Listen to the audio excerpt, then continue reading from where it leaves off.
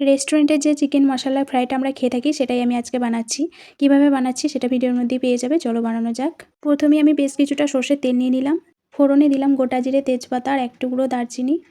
এর মধ্যে যখন একটা সুন্দর ফ্লেভার চলে আসবে তখন আমি দিয়ে দেবো কোচানো পেঁয়াজ। পেঁয়াজটা দিয়ে একটু নাড়াচাড়া করে নেব। একটু ব্রাউন কালার হয়ে গেলে এর মধ্যে আমি চিকেন দিয়ে দিচ্ছি। চিকেনটা ছোট ছোট করে কেটে নিয়েছি। হালকা করে চিকেনটাকে ভেজে নিয়ে এর মধ্যে দিয়ে দিচ্ছি আদা রসুন পেস্ট। বেশ কিছুক্ষণ ভেজে নেব। তারপরে দিয়ে দিচ্ছি গুঁড়ো মশলা, ধনে, জিরে, লঙ্কা গুঁড়ো, নুন আর হলুদ সমস্ত কিছু দিয়ে ভালো করে কষিয়ে নেব। 2 মিনিটের মতো ভালো করে কষিয়ে নিয়েছি। তারপরে এর মধ্যে আমি দিয়ে দিচ্ছি অল্প একটু জল। জলটা দিয়ে 5 মিনিটের জন্য ঢেকে দেব।